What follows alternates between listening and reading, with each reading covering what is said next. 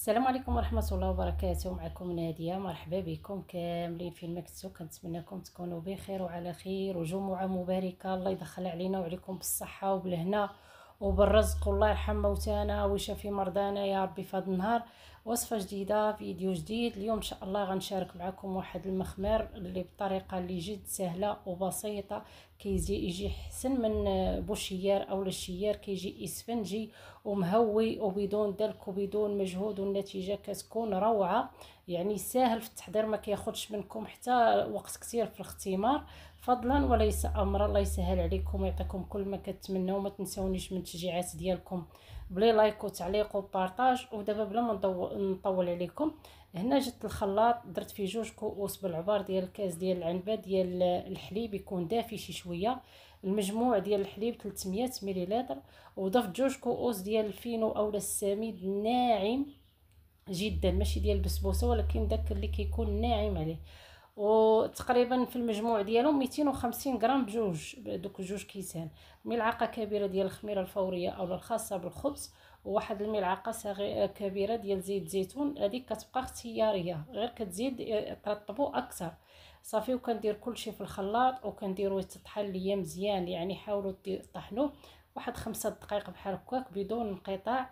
يا اما ديروه في هذا في الخلاط ولا ديروه في الهاشوار، ولكن الا درتو في الهاشوار ما تبقاوش يعني كيف كنقولها لكم دائما كطحنوا كتقطعوا، يعني باش ما يطلقش لكم داك الفين والخيط وكيوليو عندكم دوك التكتلات في العجين وما تنجحش معكم الوصفه. يعني كديروا ليه طحنه وحده، الا درتوه في الخلاط طحنه وحده، ولا درتوه في داك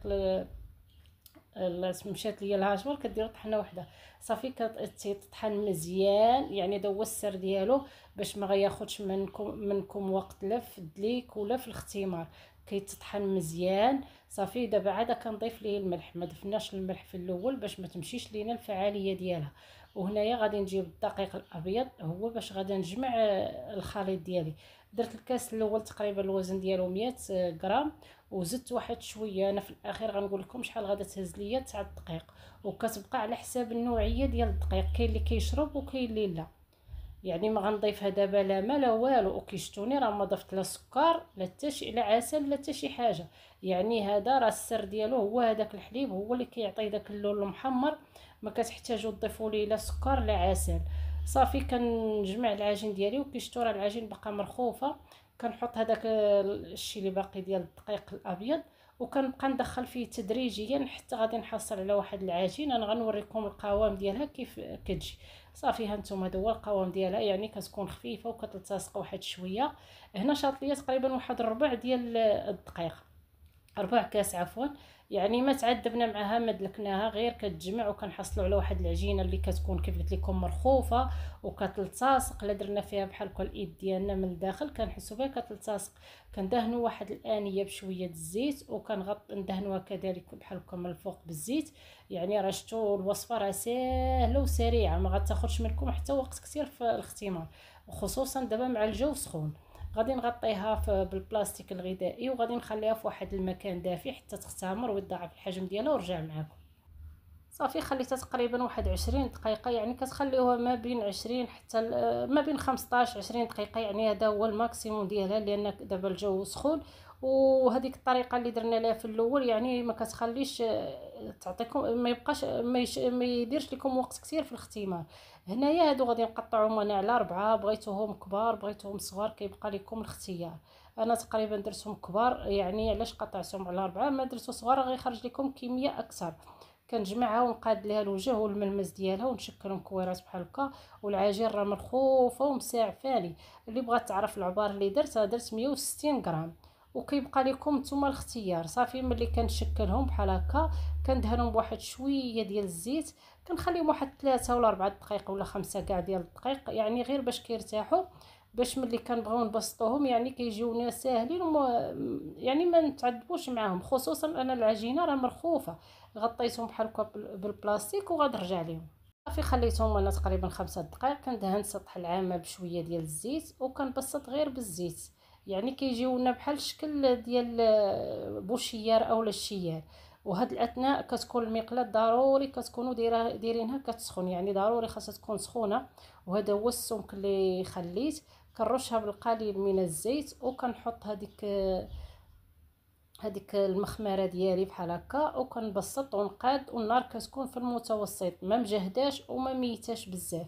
صافي كنحسوا بها يعني بدات كدير لينا دوك الفقاعات، راه كيبانوا لينا هانتوما يا راه كتشوفوا دوك الفقاعات. كنقلبها وكنعاود تاني نفس الطريقه، كندهنها بشويه ديال الزيت، ومره مره كنقلب، ومره مره كندور فيها بحال هكا، ونحطوا عليها بحال كلشي. الا بغيتوها تحمر يعني بسرعه وما تاخذش لكم وقت، كتحطوا عليها بحال شي حاجه اللي تكون شويه ثقيله، غير كتحطوها يعني غير فرمشه عين كتحيدوها، كتحسوا بها ان راه بدات كتحمر يعني، وكتوزع على هذيك الحراره، وكتجيكم محمره من جميع الجهات، ما كتجيش جهه بيضاء وجهه محمره.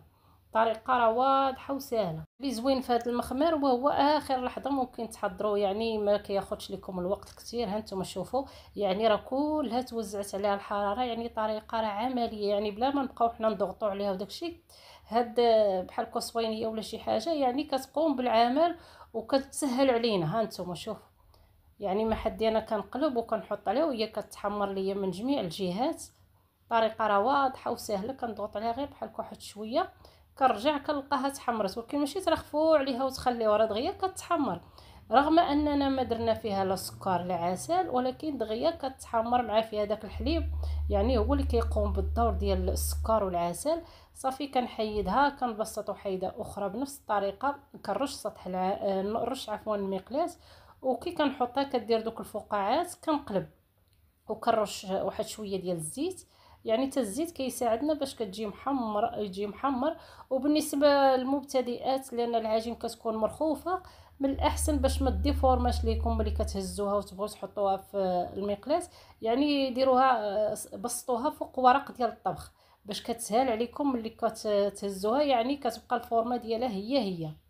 صافي وكنستمر يعني بحال هكا بنفس الطريقه. والنار كنقول لكم ما تجهدوش النار، يعني في المتوسط، كنبقى نقلب وندور نقلب وندور يعني حتى كتحمر ليا من جميع الجهات. صافي وكنرجع معكم باش نوريكم الشكل النهائي.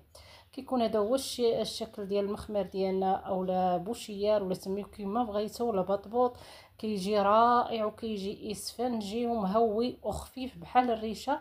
تقدموه بحال هكا في الفطور اولا في الكوتي مع العسل والزبده، ولا مع زيت زيتون، ولا مع الجبن، مع شما بغيتو. كيجي رائع. وهانتوما كتشوفوا كيجي محمر، رغم اننا ما درنا فيه لا سكر لا عسل، ولكن النتيجه روعه.